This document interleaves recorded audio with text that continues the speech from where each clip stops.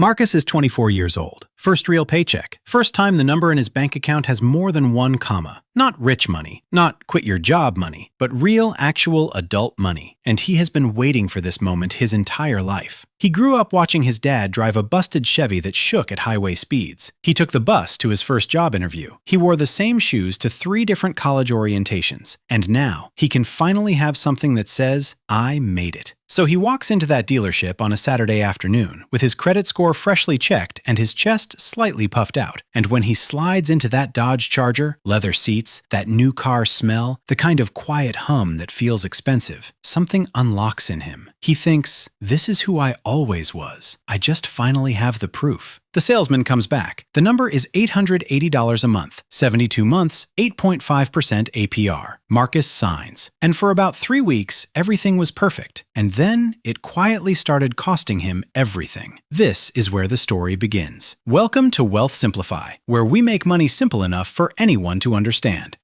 Stick around and watch this whole video, because if you skip even one part, you will miss something important. While you are here, consider subscribing and giving this video a like. It tells the YouTube algorithm that you are serious about improving your money, and YouTube will start showing you more relevant content like this video that actually helps you succeed. You found this video for a reason, so make it count. Let's go back to the beginning. You have to understand something about that car. It didn't just get Marcus from A to B, it did something social, something almost invisible. People started treating him differently. The guys at work noticed. The cousins who never texted back started texting. Someone at a family cookout actually asked him for advice, like maybe having a nice car meant he knew things. Marcus started parking where people could see the car. He started leaving 10 minutes early just to take the long way. He said, "It's just a car," every time someone brought it up, in a tone that absolutely invited them to disagree. And here's the thing, he wasn't being shallow. He was being human. He wanted to be seen. He wanted his hard work to be visible. He wanted to take up space in a way he never had growing up. The car delivered all of that, for a while. But here's what the car could not do. It could not build equity while he slept. It could not compound in the background. It could not one day become a down payment on a house or a cushion between him and a financial emergency. The car was a very expensive, very convincing costume. And Marcus was so busy wearing it that he didn't notice what it was quietly taking from him every single month. So what was it taking? Let's do the actual math. Not the dealership math, the real math. $880 a month in car payments. But that's just the headline. Add insurance. Because a performance car driven by a young man in his 20s, the actuaries price that with zero mercy. Call it $290 a month. Add fuel. Because that engine doesn't run on optimism. Premium, frequently, roughly $180 a month. Add maintenance, tires, the random sensor that throws a warning light every 6 months. Average that at $90 a month. Total, $1,440 every single month. Over $17,000 a year. Not for a house, not for retirement, for a depreciating asset that loses value every single day it sits in the parking lot looking good. And here's the number that should genuinely stop you cold. A car loses roughly 20% of its value in the first year alone. That Charger Marcus bought for $42,000, by the time he finished year 1 of payments, it was worth somewhere around $34,000. He owed more on it than it was worth. That gap has a name. It's called being underwater. And once you're underwater on a depreciating asset, you're not building anything. You're just treading water, paying to stay afloat.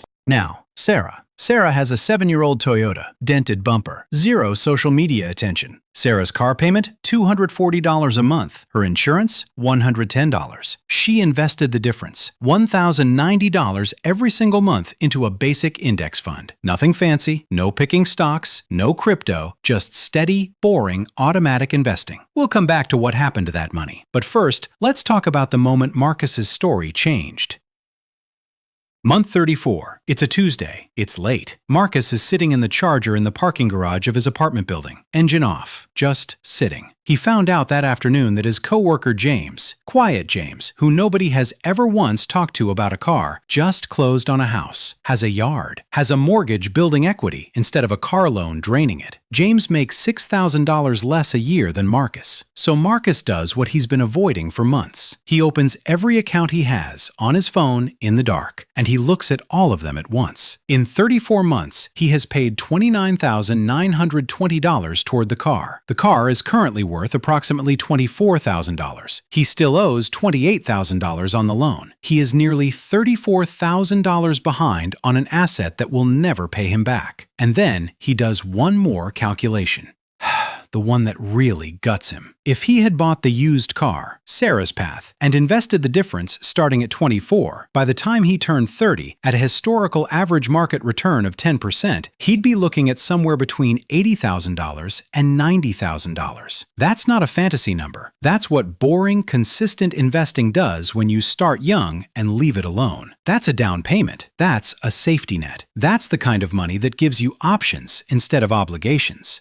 Marcus sits in that car for a long time. The car is the same car it was the day he bought it. Beautiful, indifferent, completely unaware of what it cost him. He is the one who changed. Marcus sells the car on a Wednesday. No ceremony. He posts it online Thursday. 3 serious inquiries by the weekend. By Wednesday, a guy named Terry, methodical, cashier's check, doesn't kick the tires too hard, drives it off the block while Marcus watches from the sidewalk. He feels it. Grief. Not for the car, for the version of himself who bought it. The 24-year-old who sat in that driver's seat and finally felt like the story was going somewhere good. He settles the loan, does the final accounting. After 34 months of payments, insurance, fuel, and repairs, he walks away with $3,800 in his hand. $3,800. That is the full material return on nearly 3 years of $1,440 monthly spending. He puts it in an index fund. He doesn't tell anyone. 2 weeks later, he's driving a used Honda Civic. $270 a month. 67,000 miles. A small scratch above the rear wheel well that he's stopped noticing. Nobody circles it. Nobody texts asking for a ride. His cousin does not come outside when he pulls up, and Marcus waits for that silence to hurt the way he thought it would. It doesn't. In fact, and this is the part that surprises him most, he feels lighter. Not happy, not vindicated, just lighter. Like something he'd been carrying so long he forgot it was weight had been set down, which tells you something important about what the car was actually doing for him and what it wasn't. Now let's go back to Sarah. Remember her? 7-year-old Toyota. Monthly investment of $1,090. At 29 years old, 5 years after Marcus drove off that dealership lot in the Charger, Sarah puts a down payment on a house. Actual equity. Actual ownership. The kind of wealth you can see on a balance sheet and feel when you unlock your own front door. She's not a genius. She's not lucky. She didn't make more money than Marcus or find some secret investing hack.